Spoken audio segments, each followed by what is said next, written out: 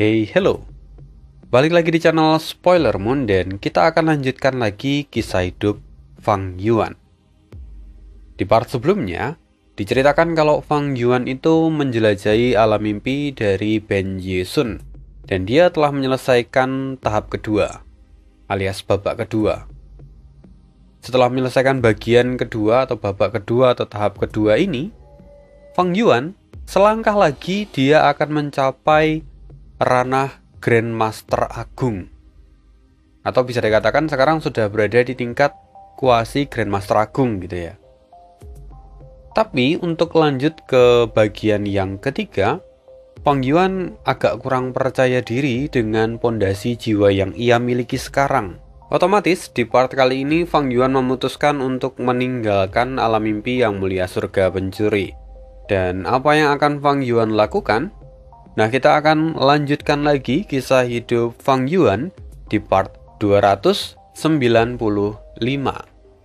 Entah nanti di part kali ini bisa sampai 1 jam lagi atau enggak. Yang jelas Sane sudah mencoba dan selamat menikmati. Kalau misalnya ada yang mau ngasih lebih-lebih boleh banget. Dan selamat menyaksikan. Gurun Barat di dalam formasi abadi Kelantang. Fang Yuan duduk bersila dengan mata terpejam, memeriksa keadaan jiwanya. Pondasi jiwanya yang tadinya sudah mencapai 90 juta jiwa manusia, kini turun drastis, hanya tersisa sekitar 1 juta. Setelah tahap pertama, aku masih punya sisa lebih dari 9 juta jiwa manusia. Dan aku berhasil memulihkan sebagian jiwaku sebelum aku memasuki bagian kedua. Tetapi setelah aku menyelesaikan bagian kedua, pondasi jiwaku hampir saja jatuh di bawah 1 juta. Jelas konsumsi jiwa di dalam alam mimpi ini tidak bisa diremehkan. Aku harus berhati-hati. Fang Yuan membandingkan perbedaan antara kedua bagian itu di dalam hati. Bagian kedua jauh lebih panjang daripada bagian yang pertama, dan laju korosi jiwanya juga menjadi jauh lebih tinggi. Jika bukan Fang Yuan yang memiliki pondasi jiwa sangat besar, ia pasti tak akan mampu bertahan. Bahkan untuk mencapai setengah dari alam mimpi itu pun akan mustahil. Wajar kalau klan Tang dan juga Tang Fangmin sendiri selama bertahun-tahun tak pernah berhasil menembus alam mimpi ini. Kalau diumpamakan, klan Tang ataupun Tang Fangmin itu seperti seorang bayi yang mencoba menggigit batu karang. Fang Yuan bergumam, tapi bisa menciptakan begitu banyak jalur mimpi di tingkat fana, itu menunjukkan bahwa Tang Fangmin memang memiliki bakat yang luar biasa. Fang Yuan kembali ingat kisah di dalam kehidupan pertamanya, di mana Tang Fangmin dikenal sebagai pencipta gerakan pembunuh abadi jalur mimpi, mencuri mimpi. Dulu Fang Yuan mengira semua itu bisa terjadi karena bantuan sekte bayangan. Tapi setelah menjelajahi alam mimpi ini 2 kali, Fang Yuan merasa bahwa kemungkinan besar mencuri mimpi itu adalah hasil kerja keras dari Tang Fangmin sendiri. Bagaimanapun tahap pertama telah membawa pencapaian jalur pencuri yang Fang Yuan miliki ke ranah Grandmaster. Dan bagian kedua mengangkat tingkatnya menjadi Grandmaster Kuasi Agung. Bahkan Fang Yuan sendiri merasa kalau hanya tinggal 1 langkah lagi menuju Grandmaster Agung. Kini Fang Yuan merasakan semangat yang membara di dalam dada, perasaan yang bahkan jarang muncul di dalam hatinya. Tingkat Grandmaster adalah batas bagi banyak immortal, mengerti tentang yin dan yang, langit dan bumi, dan mampu meniru jalur lain dengan menggunakan kekuatan dari jalan yang ia kuasai. Itu adalah kemampuan dari orang di tingkat Grandmaster. Tetapi faktanya, Grandmaster Agung jauh melampaui itu. Pada level ini, pemahaman seseorang terhadap suatu jalur nyaris sempurna. Ia bisa menggali seluruh kedalaman dari jalur yang ada di dunia. Tak ada rahasia yang tersembunyi dari pandangannya.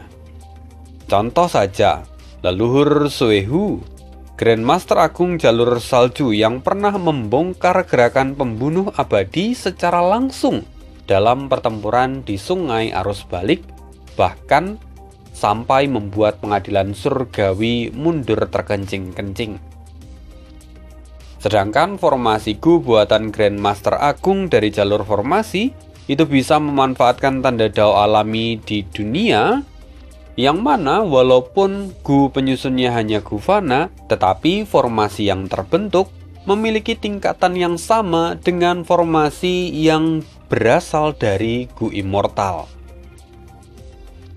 Nah, sebenarnya masih ada satu tingkatan lagi di atas Grandmaster Agung, yaitu Grandmaster tertinggi. Hanya ada sedikit orang yang pernah mencatatkan diri memiliki peringkat Grandmaster tertinggi. Karena memang untuk mencapai tingkat Grandmaster tertinggi, ini bukan hanya soal umur ataupun akumulasi, tetapi juga diperlukan bakat dari langit dan pemahaman yang luar biasa. 10 yang mulia terhormat semuanya adalah para Grandmaster tertinggi. Bahkan konon katanya beberapa immortal terhormat juga ada yang memiliki tingkatan Grandmaster tertinggi. Salah satunya adalah Langya dan juga Tianan, anggota dari eksentrik tua. Ada juga Kong Jue yang katanya juga memiliki bakat di tingkat Grandmaster tertinggi. Namun, tingkat Grandmaster tertinggi itu tidak akan pernah bisa didapatkan dari menjelajahi alam mimpi. Kata Fang Yuan, alam mimpi hanya bisa membimbing siapapun yang melangkah di dalamnya ke tingkat Grandmaster Agung. Untuk melangkah ke tingkat Grandmaster tertinggi, seseorang harus menciptakan sesuatu dari ketiadaan. Alam mimpi adalah warisan dan bukan penciptaan. Dan Fang Yuan tahu, setelah ia menembus satu tahap lagi, maka jalur pencurian miliknya tak akan bisa berkembang lebih jauh walaupun dia menjelajahi alam mimpi. Dan Fang Yuan juga tahu benar, ini adalah alasan kenapa Kelentang mau bekerja sama dengan Fang Yuan. Karena pada akhirnya Fang Yuan tidak akan bisa mengambil semua alam mimpi peninggalan yang mulia iblis surga pencuri. Dan setelah Fang Yuan nanti mencapai tingkat Grandmaster Agung, Kelentang akan mendapatkan bagiannya, termasuk kesempatan untuk menjelajahi alam mimpi dan meningkatkan pencapaian mereka.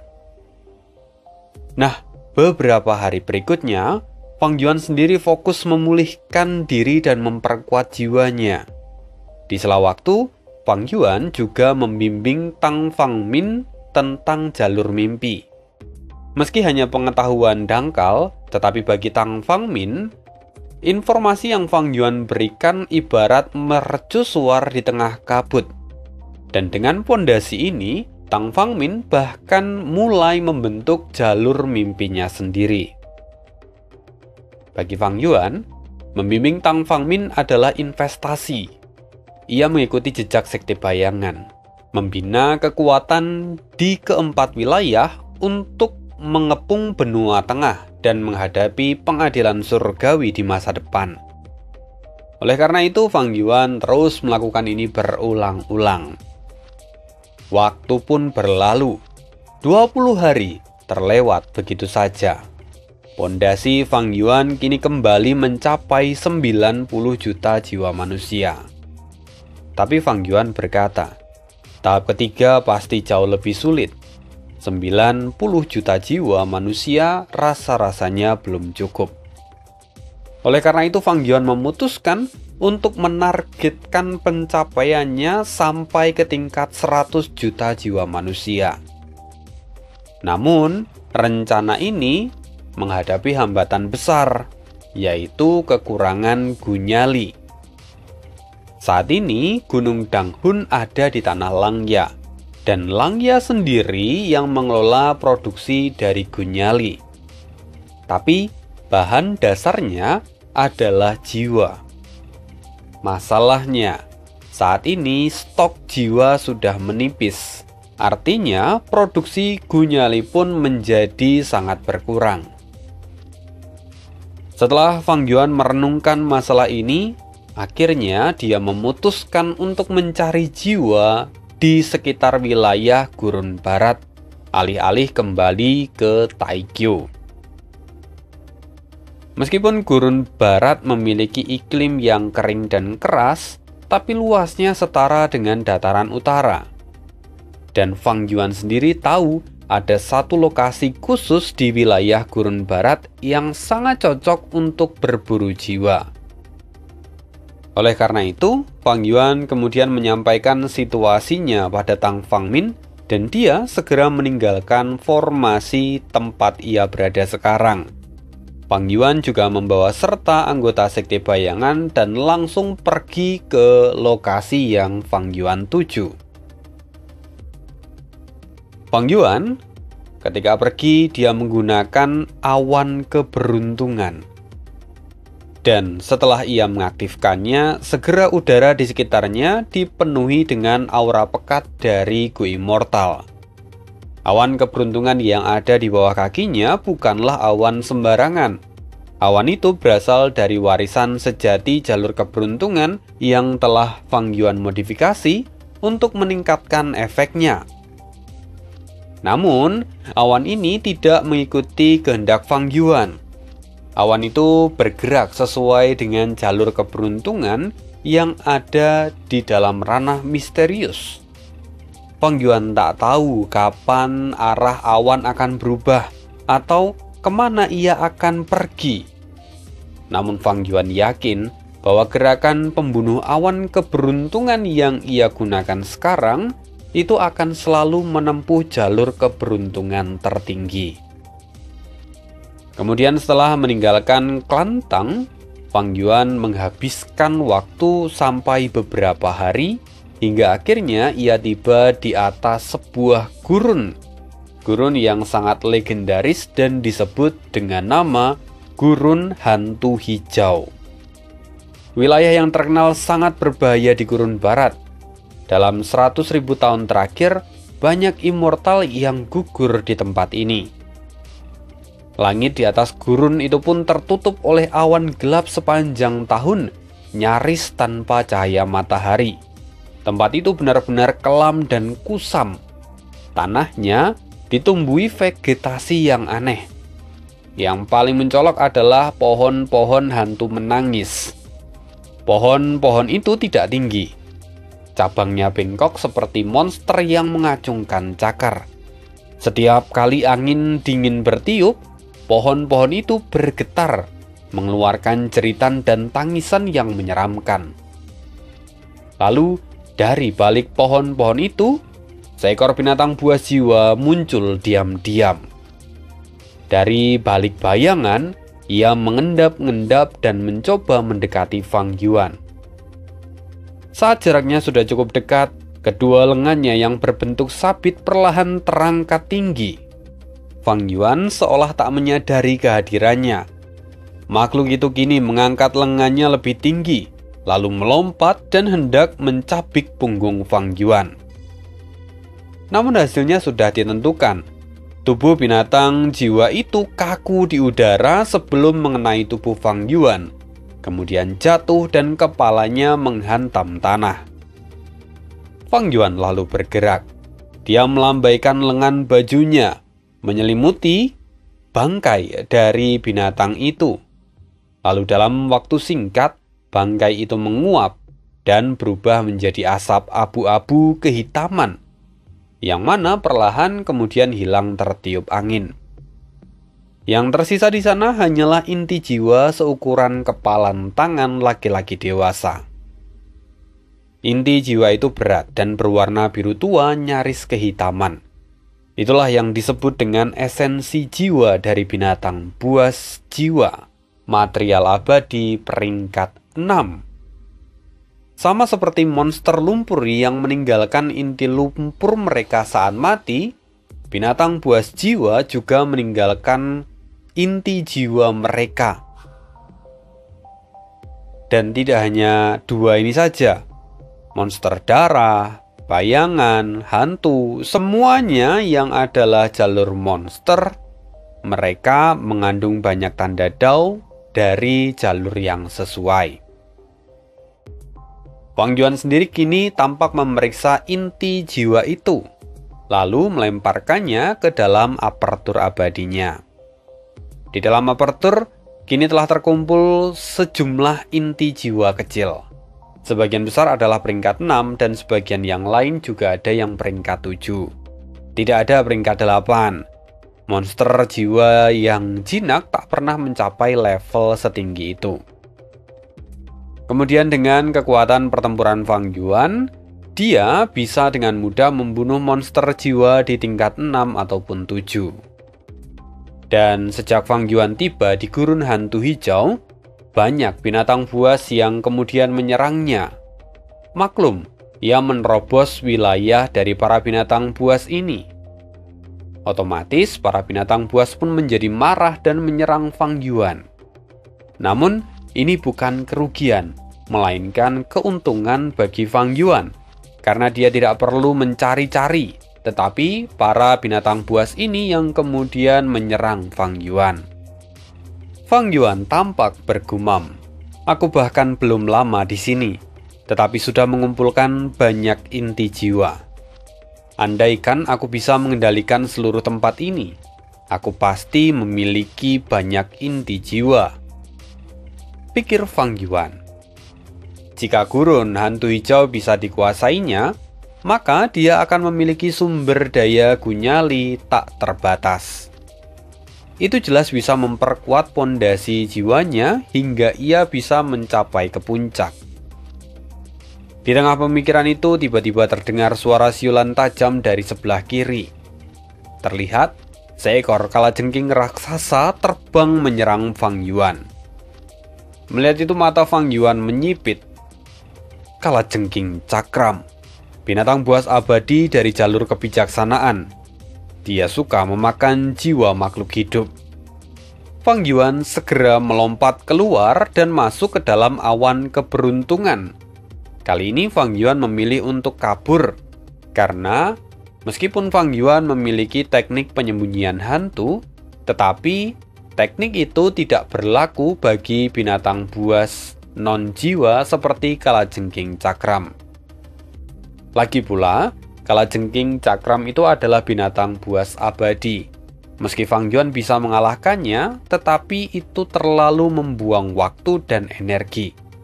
Bagi Fang Yuan, saat ini yang lebih penting adalah memburu inti jiwa untuk mendapatkan sebanyak mungkin.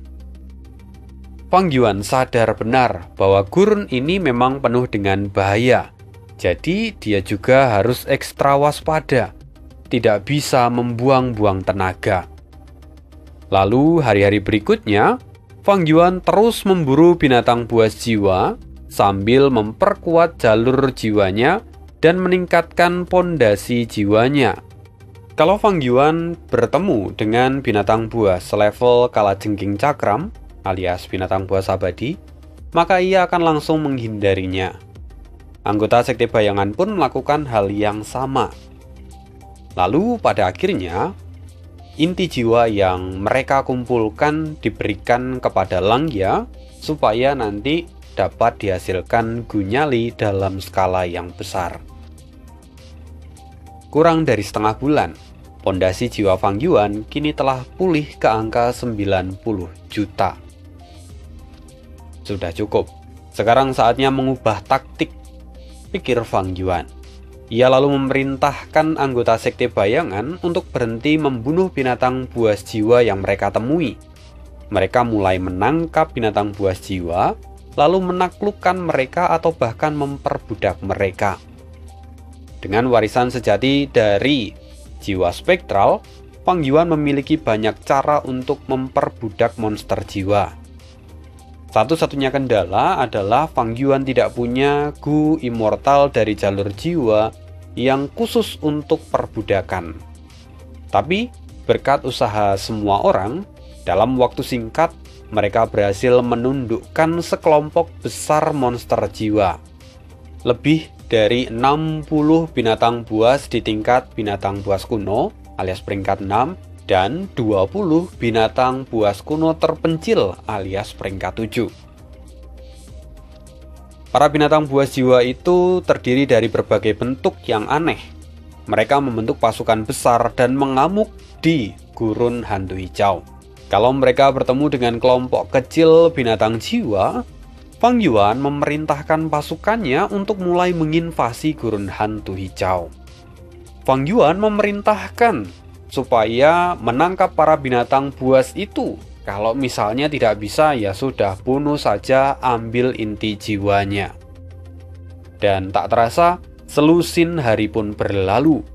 Pasukan binatang buas jiwa yang diperbudak oleh Fang Yuan telah tumbuh dengan sangat cepat. Sementara itu, di salah satu sudut gurun hantu hijau, terlihat ada kelompok kecil orang yang kini sedang berjalan di tengah gurun.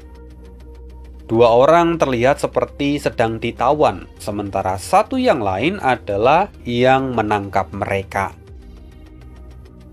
Orang itu kemudian berkata, "Kalian berdua adalah pewaris klan Fang. Apa kalian sudah mempertimbangkan tawaranku sebelumnya?" Laki-laki itu mengenakan jubah abu-abu, berhidung tajam, berjanggut, dan bermata sipit. Duduk di punggung seekor binatang buas jiwa berbentuk banteng. Dia menatap dua tawanan yang lain. Fang Leng dan Fang Yuan nama tawanannya. Dua immortal peringkat 6 dari klan Fang. Meski mereka terlihat tenang, tapi jiwa mereka saat ini terbelenggu oleh rantai gelap yang menekan kekuatan mereka.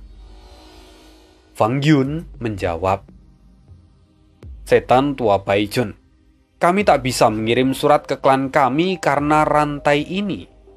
Kalau kamu memang ingin negosiasi, maka longgarkan sedikit talimu agar aku bisa menghubungi mereka." Baijun mendengus, "Dasar licik, kau pikir aku bodoh? Kau hanya butuh sekejap untuk melarikan diri dengan gerakan pembunuhmu. Menangkap kalian bukanlah perkara mudah, jadi aku tak akan melepaskan kalian begitu saja." Fang Yun buru-buru berkata, "Mana berani kami menipu senior? Aku hanya bicara apa adanya. Lihat, begini." Sebelum Fang Yun selesai bicara, tubuh Fang Yun terasa bergetar hebat. Teriakan kesakitan memecahkan keheningan di tempat itu. Baijun diam menyeringai, sedangkan Fang Leng membentak, "Hentikan! Jangan sakiti adikku." "Haha, kalian terlalu lama hidup nyaman. Hari ini aku akan memberi kalian pelajaran," kata Baijun. Rantai jiwa kembali bersinar. Kali ini giliran Fang Leng yang tersiksa. Wajahnya menegang, tubuhnya gemetar hebat. Namun ia tetap bungkam, menahan rasa sakit di dalam diam.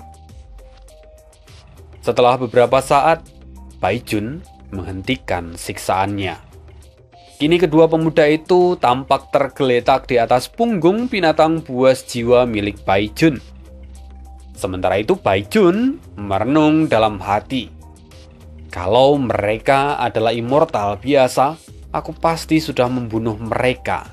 Tapi keduanya memiliki latar belakang yang khusus.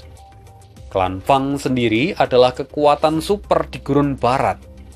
Kalau mereka mati di tanganku, cepat atau lambat klan Fang pasti akan tahu. Fang Dichang, tetua tertinggi kedua mereka, adalah pakar dari jalur kebijaksanaan. Kalau dia turun tangan, semua rencana Tuan akan gagal. Tapi jika aku bebaskan dan Tuan tahu, aku bisa dianggap pengecut. Yang terbaik saat ini adalah menahan mereka, menuntut tebusan lalu merundingkan kesepakatan. Dengan begitu, maka semua bisa berakhir dengan menyenangkan. Baijun kembali menatap Fang Leng dan Fang Yun yang nyaris pingsan. Ia mencibir. Manusia sekuat baja pun akan runtuh di bawah metodeku. Apakah kalian mau mencobanya lagi? Fang Leng berkata dengan suara yang tampak menahan rasa sakit. Setan tua, bunuh saja kami. Namun Fang Yun dengan cepat menyela, jangan. Aku masih ingin hidup. Aku akan menghubungi klan kami. Bagaimana? Bai Jun pun tertawa puas mendengar kata-kata Fang Yun. Seharusnya kalian mengatakan itu dari awal. Sekarang cepat lakukan. Fang Yun meringis. Tapi senior, kalau kamu tidak melonggarkan sedikit saja rantai ini, aku sungguh tak bisa mengirimkan pesan kepada klanku. Bai Jun mendengus. Masih berani mencari alasan? Rantai jiwa kembali bersinar, dan setelah beberapa saat keduanya terkulai tak berdaya. Apa sekarang kalian sudah berubah pikiran? Tanya Bai Jun dengan dingin. Fang Leng tetap diam, tapi Fang Yun menjawab, sudah, tapi aku ingin tanya, apakah senior sudah mempertimbangkannya? Aku? Mempertimbangkan apa? Fang Yun menjawab, senior sendiri yang mengatakan, kami dari klan Fang. Senior adalah seorang kultivator tunggal. Jika senior menyinggung klan kami, hidup senior tak akan pernah tenang. Lebih baik kita berdamai. Kami akan tutupi kejadian ini dan senior bisa mendapatkan kompensasi besar. Bai Jun mencibir. Kalau aku takut pada klan Fang, mana mungkin aku berani menculik kalian? Fang Yun berkata, ya kami memang bersalah. Menyinggung senior itu adalah tindakan yang bodoh. Tapi senior, kalau masalah ini bocor, martabat kami juga akan tercoreng dari klan kami. Hah, kenapa kau tidak memikirkan itu dari tadi? Sekarang, cepat hubungi klanmu. Bai Jun mulai menceramahi mereka. Fang Yun kembali berkata, ayolah senior, aku siap dihukum. Tetapi lebih baik kalau kita menyelesaikan ini secara damai. Aku bisa menawarkan kekayaan pribadiku sebagai kompensasi, dan kita tidak perlu memberitahu siapapun. Mendengar itu Bai Jun mengejek. Kau yang memiliki status di dalam klan Fang adalah kakakmu Fang Leng. Sementara kau hanyalah anak angkat dari Fang Dichang. Mendengar itu Fang Yun tercekat. Hatinya terasa panas. Rupanya Bai Jun tahu banyak tentang dirinya. Namun Fang Yun tetap berusaha kekeh. Dia berkata, tapi senior, bukankah lebih baik untuk menyelesaikan hal ini tanpa melibatkan siapapun? Bai Jun menggelengkan kepala. Tidak, status kalian terlalu tinggi. Aku akan bicara langsung dengan tetua tertinggi klan Fang. Kalian juga tak boleh menginjak gurun hantu hijau lagi selama 100 tahun ke depan. Mendengar itu ekspresi Fang Leng dan Fang Yun berubah drastis. Fang Leng berkata, kau masih mengincar gurun ini, maka hati-hati, ketamakan bisa merusak perutmu. Aku adalah seorang peringkat 7. Tetapi saat ini, aku sudah hampir menembus peringkat 8. Bai Jun bicara dengan penuh kesombongan. Sementara Fang Leng mencibir, terus, memangnya kau berani menanggung kesengsaraan besar? Bai Jun tersenyum seraya mengelus jenggotnya.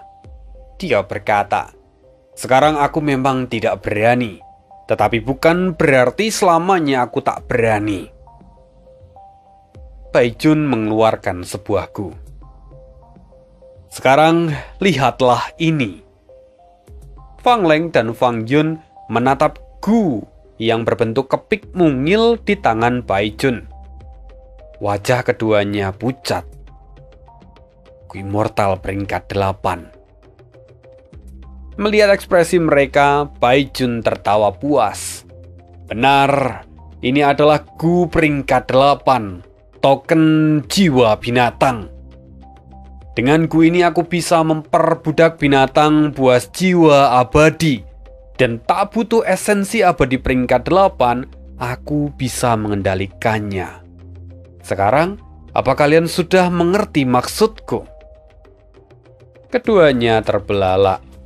Dengan Gu ini, maka Baijun perlahan-lahan akan menguasai gurun hantu hijau menggunakan binatang buas jiwa abadi.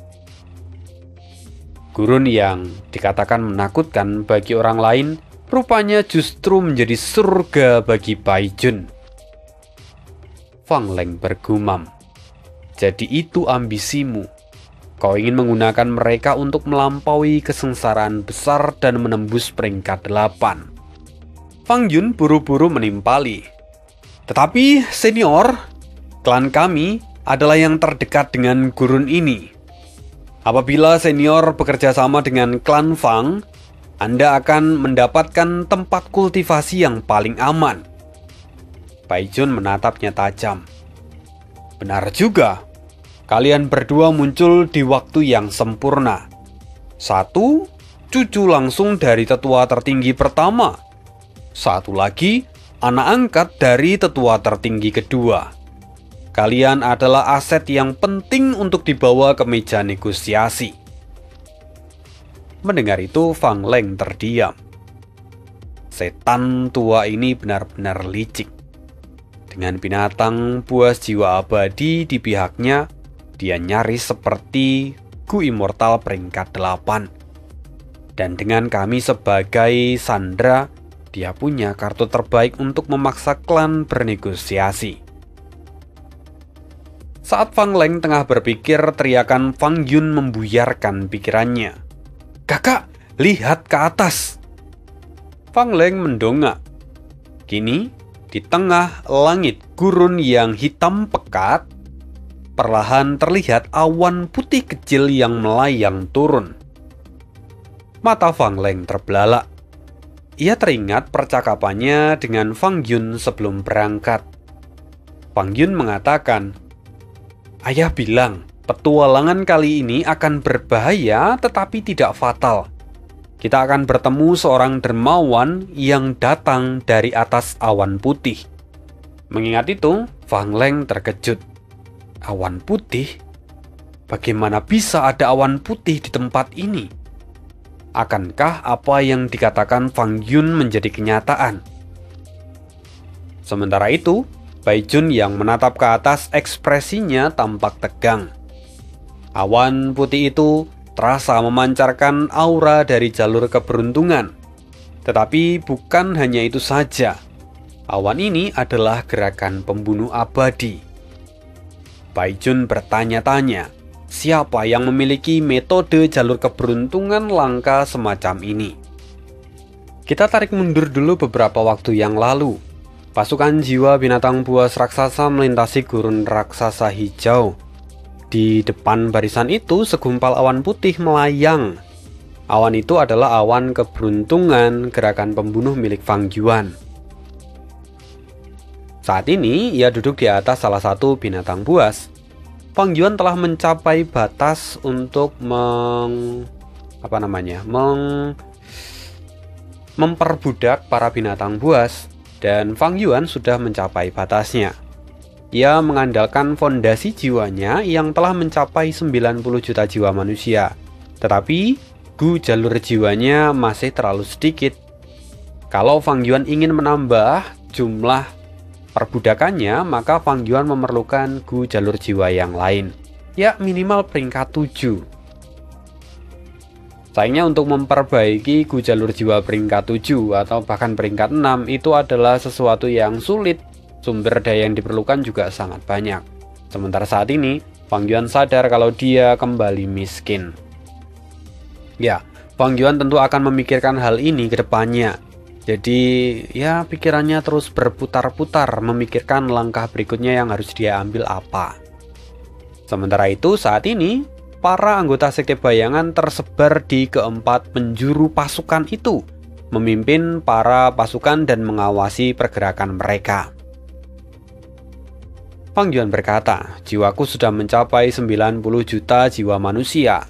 Inti jiwa yang kudapatkan dari perjalanan ini sudah cukup untuk membuatku melewati 100 juta jiwa manusia. Tapi 100 juta jiwa manusia hanyalah titik tengah menurut warisan jiwa spektral dan belum sampai puncak. Maka Fang Yuan tentu masih bisa berkembang lagi. Di masa lalu, sebelum teratai merah menghancurkan Gu Takdir, batasannya memang berhenti di situ. Tetapi kini manusia bisa menembus batasan itu meski tak banyak yang tahu caranya. Jiwa spektral adalah orang yang pertama menemukan jalur menuju tingkat berikutnya, yang disebut dengan jiwa sunyi. Dengan 100 juta jiwa manusia, seseorang bisa mewujudkan jiwa mereka secara nyata, bukan hanya sebuah ilusi, walaupun jiwa itu masih cukup rapuh. Karena memang ya, tubuh dan jiwa manusia itu lemah kalau dibandingkan dengan makhluk yang lain, meskipun kecerdasan mereka sangat tinggi. Tetapi, kalau Fang Yuan bisa meningkatkan jiwanya lebih dari 100 juta, maka Fang Yuan akan memasuki ranah jiwa sunyi. Kekuatan jiwanya bisa menyaingi para binatang jiwa di level yang sama. Maksudnya, ketika jumlah jiwa Fang Yuan melebihi 100 juta, Fang Yuan bisa memadatkan jiwanya dan kalaupun dia bertarung, dia bisa melawan binatang buas jiwa di peringkat 7, sama dengan peringkatnya. Karena itu, Fang Yuan sangat-sangat mendambakan inti jiwa. Perolehan dari perjalanan ini bisa mengantarkan dia ke 100 juta, bahkan lebih. Walaupun untuk mencapai puncak, ia membutuhkan pasokan inti jiwa yang jumlahnya sangat besar. Kalau begitu, menjadikan wilayah gurun hantu hijau sebagai tanah kekuasaannya itu akan menjadi sebuah solusi untuk kondisi Fang Yuan. Sama seperti para immortal lain, menguasai wilayah itu berarti menguasai sumber daya yang ada di sana. Fang Yuan punya kekuatan untuk itu. Apalagi gurun hantu hijau tak bertuan. Tapi masalahnya, begitu Fang Yuan menunjukkan identitasnya sebagai penguasa tempat itu, di saat berikutnya, pengadilan surgawi pasti akan datang dan menyerangnya. Segel pelindung aliran sungai arus balik dan juga segudang naga terlalu mencolok kalau digunakan. Satu-satunya pilihan yang bisa Fang Yuan gunakan adalah menyamar menjadi kultivator lain peringkat 7 dan kemudian merebut wilayah ini. Kalau Fang Yuan bisa sampai titik itu, maka Fang Yuan bisa menempatkan Ying Wuxie untuk memimpin pasukan dan memasok inti jiwa pada Fang Yuan secara rutin. Tapi untuk melakukan itu tentu Fang Yuan masih butuh lebih banyak Gu jalur jiwa, dan Fang Yuan juga harus memperkuat pondasi jiwa dari Ying Wuxie. Terlebih, ada kekuatan besar yang menjadi tetangga dari Gu hantu hijau, yaitu kekuatan dari klan Fang. Kalau klan Fang kemudian memusuhi mereka, ini akan menjadi masalah yang sulit untuk dihadapi. Sementara kalau Fang Yuan ingin menghabisi klan Fang, jelas itu tidak realistis. Meskipun Fang Yuan bisa bertarung melawan para ahli peringkat 8, tetapi ia belum cukup kuat untuk mengalahkan mereka dengan mudah. Terlebih, klan Fang juga memiliki Fang Dichang, seorang ahli dari jalur kebijaksanaan dengan pencapaian Grandmaster Agung, yang mana namanya bahkan tercatat dalam informasi Sekte Bayangan. Artinya, ya memang jalan satu-satunya bagi Fang Yuan adalah menyamar sebagai kultivator tunggal, berpura-pura netral dan menjalin hubungan yang baik dengan klan Fang. Mengincar wilayah sumber daya memang penuh dengan perhitungan. Untungnya, gurun hantu hijau cukup unik. Mayoritas kekuatan besar gurun barat tak memiliki metode untuk mengembangkannya. Dan itu membuka celah bagi Fang Yuan. Apalagi di tengah perjalanan ini, Fang Yuan tiba-tiba merasakan sesuatu. Ada orang. Fang Yuan langsung menjadi siaga. Metode investigasinya menjadi jauh lebih tajam. Dan dia segera mengetahui ada 3 orang yang berada di depannya. Ya, mereka tidak lain adalah Bai Jun dan 2 orang yang lain. Menyadari hal itu, Fang Yuan segera menarik semua anggota Sekte Bayangan.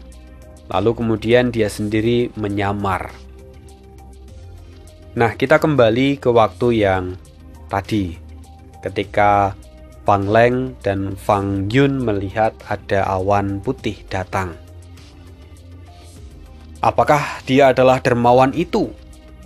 Kata Fang Yun yang nyaris berteriak kegirangan. Fang Leng pun tampak melihat dengan penuh harapan. Sementara Bai Jun, dia memperhatikan awan putih keberuntungan di kejauhan dengan tatapan serius. Dia menunggu dalam diam. Tak lama kemudian, tanah mulai bergetar, awan debu melambung tinggi. Satu persatu binatang jiwa bermunculan dari balik debu itu, dan jumlahnya layaknya air bah yang tak berujung. Wajah ketiga immortal itu langsung berubah pucat. Bahkan Bai Jun sendiri terguncang. Gila. Ia kehilangan kata-kata. Kelompok pasukan jiwa yang ia banggakan pun tak sebanding dengan pasukan binatang buas jiwa milik Fang Yuan. Saat ini, terlihat Fang Yuan yang menjadi seorang pria paruh baya bertubuh kurus, berambut abu-abu panjang, dan bermata penuh ambisi. Auranya membuat siapapun yang melihatnya merasa ciut. Dia kini berdiri di belakang pasukan, mengenakan jubah hitam dengan tangan di belakang punggung. Di sekelilingnya, aura iblis begitu pekat hingga menyesakkan dada. Bai Jun dan 2 lainnya tak berani bernafas dengan keras. Mereka ketakutan. Fang Leng melirik Fang Yun dan berkata, "Inikah dermawan yang kau banggakan? Kenapa dia kelihatan lebih menyeramkan daripada Bai Jun?" Fang Yun hanya mengangkat bahu seolah berkata, "Kau tanya aku pun bingung." Saat ini Fang Yun menyamar dengan sempurna. Bai Jun pun terpana melihat sosoknya. Menahan batuk, Bai Jun kemudian memberi salam. "Salam, bolehkah kami tahu siapakah tuan ini?" Tatapan Fang Yuan melihat mereka bertiga, dingin dan mengintimidasi. Fang Yuan tak menjawab, hanya mengayunkan tangannya. Pasukan binatang jiwa meraung serempak, mengguncang langit. Seperti air bah, mereka menyerbu ke arah Bai Jun dan 2 orang lainnya. Suasana menjadi tegang. Tak sepatah kata pun keluar. Niat membunuh Fang Yuan begitu nyata dan brutal. Fang Leng kembali menatap Fang Yun seolah berteriak, "Katamu dia dermawan kita. Kau lihat, dia mau membunuh kita sekarang." Fang Yun melirik balik. Dengan wajah polos dia seolah berkata, "Jangan salahkan aku pun tak tahu apa-apa." Bai Jun murka. "Aku sudah berusaha damai demi rencana Tuan, tapi orang ini malah menyerangku tanpa alasan. Siapa orang gila ini?" gumamnya dalam hati. Lalu dengan penuh niat, Bai Jun berseru, "Baiklah, aku akan tunjukkan bahwa aku bukan orang yang bisa diremehkan." Dengan raungan marah, Bai Jun melesat ke langit. Lengan bajunya melebar seperti pusaran hitam. memuntahkan arus gelap mengerikan ke arah Fang Yuan. Fang Yuan hanya mengangkat jarinya. Gerakan pembunuh abadi jalur kebijaksanaan. Batu terbang. Boom! Meteor merah berjatuhan, menahan mereka sesaat sebelum menghancurkan segalanya. Ledakan itu mengguncang tanah dan pasukan Baijun langsung berjatuhan. Banyak yang mati dan juga terluka. Mata Baijun membelalak. Kekuatan macam apa ini? Sementara itu Fang Leng berkata, "Diaku immortal jalur kebijaksanaan, tapi kekuatannya begitu mengerikan." Sementara Fang Yun dia ketakutan. Dengan panik dia berseru, "Jangan bunuh kami. Kami bukan sekutu Baijun. Kami dari klan Fang. Kami musuhnya. Kami bukan temannya." Mendengar itu, telinga Fang Yuan berkedut. Immortal dari klan Fang? Meskipun Fang Yuan telah menyelidiki bahwa hubungan antara Fang Yun, Fang Leng, dan Baijun tampaknya agak tegang, Fang Yuan tidak pernah berharap kalau mereka akan bermusuhan satu dengan yang lain. Apalagi sekarang Fang Yuan bisa melihat bahwa Fang Leng dan Fang Jun keduanya seperti seorang tawanan.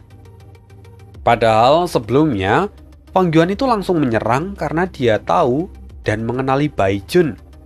Baijun adalah seorang ahli dari jalur jiwa peringkat 7. Dengan membunuhnya, Fang Yuan bisa mendapatkan celah alias apertur untuk meningkatkan tanda dao jalur jiwa miliknya. Kalau memang Baijun bisa ditangkap hidup-hidup, Fang Yuan juga bisa menyerahkannya kepada Ying Wuxie agar dijadikan tubuh. Jadi ada dua opsi yang sangat-sangat bagus. Dan sekarang tiba-tiba Fang Yuan kembali merubah pilihannya. Dia berkata, "Sepertinya awan keberuntungan spontan ini cukup bagus.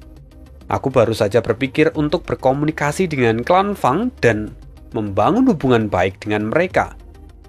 Siapa yang mengira kalau aku langsung bertemu kesempatan sebagus ini?" Fang Yuan fix mengubah rencananya. Dia awalnya ingin membantai mereka bertiga, tapi sekarang Fang Yuan punya kesempatan untuk memiliki hubungan baik dengan klan Fang. Fang Yuan lalu berkata, "Klan Fang? Meskipun aku belum pernah berinteraksi dengan klan Fang, kita masih memiliki beberapa koneksi. Oh, well, karena kamu bertemu denganku, aku akan menyelamatkan kalian dan membayarkan kebaikan yang kuterima," kata Fang Yuan. Mendengar itu, Fang Leng dan Fang Yun merasa gembira. Mata Fang Yuan terbuka lebar dan dia berulang kali mengangkat alisnya. Mata Fang Yun terbuka lebar. Dia berulang kali mengangkat alisnya ke arah Fang Leng, seolah berkata, "Lihat, dialah dermawan kita." Fang Leng mengabaikannya. Dia saat ini memandangi Fang Yuan. Sementara Baijun mengerutkan kening. Kau ingin menyelamatkan mereka dariku? Itu adalah tindakan yang tak mudah." Baijun kini sangat marah pada Fang Yuan. Auranya meledak. Ia menyerbu ke arah Fang Yuan. Melihat itu Fang Yuan mencibir. Keberanian yang patut dipuji. Tapi penilaianmu akan masa depan sangatlah buruk.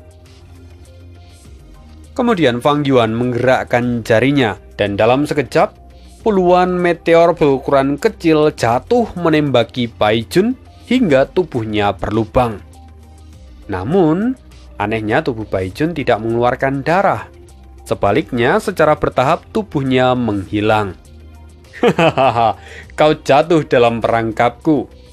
Tubuh sejati Baijun muncul di arah yang lain. Dia telah menggunakan ilusi untuk memikat perhatian Fang Yuan, sementara tubuh aslinya tersembunyi, menyelinap, dan ingin pergi mendekati Fang Leng serta Fang Yun. Baijun mengambil keputusan ini karena Fang Yuan sendiri mengatakan kalau dia ingin menyelamatkan dua orang ini. Maka dia punya ide untuk menggunakan kedua orang ini sebagai perisai. Ini adalah kali pertama Bai Jun melihat Fang Yuan. Tetapi dia tahu bahwa Fang Yuan adalah musuh yang berbahaya. Jadi tetap berada di sini itu hanya akan membuat nyawanya berada di ujung tanduk. Sayang sekali, sebelum Bai Jun menangkap Fang Leng dan juga Fang Yun, sesosok muncul di depan Fang Leng dan Fang Yun. Orang itu tidak lain adalah Fang Yuan. Lalu dengan suara dingin Fang Yuan berkata, "Bai Jun, siapa yang jatuh dalam perangkapmu?" Apa? Bai Jun tersentak ketika dia menyadari bahwa dialah yang jatuh ke dalam perangkap Fang Yuan. Dengan cepat dia mencoba melarikan diri, tetapi sudah terlambat. Sekitar 10 binatang jiwa kini tiba-tiba muncul di udara dan mengelilingi Bai Jun. Meledak, kata Fang Yuan di dalam pikirannya. Boom! Ledakan 10 kali. Jiwa binatang itu meledakkan diri. Kekuatan menakutkan dari ledakan itu mengejutkan Fang Leng dan Fang Yun. Gelombang udara naik dari ledakan itu dan terbentuk menjadi gelombang kejut yang menyebar ke segala arah. Fang Yuan berniat menggunakan metode jalur kebijaksanaan untuk menangkap Bai Jun. Tetapi segera setelah itu dia memikirkan fakta kalau metode jalur kebijaksanaannya berasal dari Raja Sejati Gunung Ungu. Kalau dia menggunakan itu, maka ada kemungkinan identitasnya akan ketahuan. Jadi Fang Yuan memilih untuk mengurungkannya. Fang Yuan kali ini lebih memilih menggunakan jalur jiwa. Setelah awan debu menghilang, Bai Jun kini tampak mengambang di udara. Sebagian besar tubuhnya telah hilang. Yang tersisa hanya anggota tubuh dan kepala. Tangannya hanya satu. Kedua kaki dan juga tangan satunya hilang. Bai Jun tampak sekarat. Melihat itu, Fang Leng terkejut. Mustahil, dia masih hidup. Sementara Fang Yuan mencibir. Itu baik kalau dia masih hidup. Karena artinya Fang Yuan bisa menangkap Bai Jun hidup-hidup dan memberikan tubuhnya pada Ying Wuxie setelah disembuhkan. Tapi, kalau Fang Yuan melakukan ini di depan mereka, ya itu akan menjadi masalah yang baru. Maka Fang Yuan kemudian berkata, "Kau hebat. Kau memiliki beberapa keterampilan dalam mengembangkan jiwamu. Kau bahkan masih hidup setelah jatuh dalam perangkapku. Kalau begitu aku akan memberimu keringanan. Aku, Xuan Bujin, memiliki aturan, yaitu untuk tidak mengambil terlalu jauh dan selalu meninggalkan ruang untuk perdamaian. Karena kau masih hidup, sekarang nyahlah dari sini." Mendengar itu, Bai Jun tampak terengah-engah. Wajahnya pucat dan menatap Fang Yuan dengan tatapan tegas. Tapi dia tidak punya kemampuan untuk melawan. Bai Jun memilih untuk bertahan hidup. Dia segera menggunakan Gu peringkat 8 miliknya, lalu kemudian pergi meninggalkan tempat itu. Ya, kalau sifat Fang Yuan, dia akan selalu memusnahkan musuhnya, bahkan menghilangkan generasi berikutnya. Tetapi hari ini kondisinya agak istimewa. Fang Yuan berusaha mendapatkan tubuh Bai Jun dan juga ingin mendapatkan perhatian dari klan Fang. Jadi dia memilih untuk membiarkan Bai Jun pergi untuk saat ini. Fang Leng menunduk dan berpikir, orang ini penuh dengan aura iblis. Dia percaya diri dan sombong, tetapi dia punya garis bawah dan prinsip. Jadi dia adalah orang yang seperti ini. Hanya orang seperti ini yang dapat mengambil inisiatif untuk menjadi lebih baik. Mungkin memiliki hubungan yang baik dengan orang seperti ini adalah keputusan yang bijak. Sementara itu, Fang Yun tampak linglung. Dia berkata, "Dermawan, apakah Anda benar-benar membiarkan dia pergi? Dia memiliki Gu Immortal peringkat 8. Mendengar itu, Fang Yuan sedikit terkejut dalam hati. Dia berkata, "Oh, begitu. Sepertinya dia memiliki pertemuan kebetulan yang tak terduga. Tapi, aku sudah memutuskan bahwa dia boleh pergi dan aku tidak akan menarik kembali kata-kataku." Kata-kata Fang Yuan membuat kedua anggota klan Fang itu bergidik. Dalam hati, Fang Yun berkata, "Dermawan ini benar-benar mendominasi. Tidak mudah untuk berurusan dengannya." Sebaliknya, Fang Leng justru jauh lebih tenang. Baguslah, orang ini menjunjung tinggi kata-katanya sendiri. Bahkan di hadapan godaan seperti Gu peringkat 8, sifatnya sangat bagus.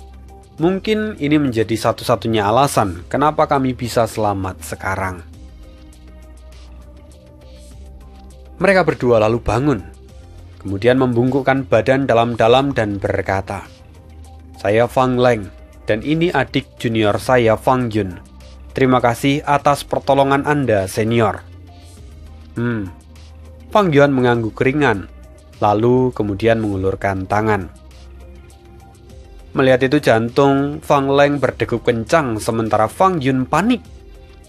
Tapi sesaat kemudian, keduanya segera sadar bahwa rupanya Fang Yuan hanya membebaskan mereka dari belenggu jiwa yang ditanamkan Bai Jun. Kini, mereka berdua dapat kembali bernafas dengan lega. Fang Yun dan Fang Leng, mereka kembali membungkuk dan berterima kasih lagi. Dalam hati mereka berpikir, orang ini sangat dominan. Bahkan saat menyelamatkan, dia pun tak pernah bertanya dan langsung bertindak semaunya. Yang lebih mengejutkan setelah itu, Fang Yuan berkata, "Namaku Xuan Bujin.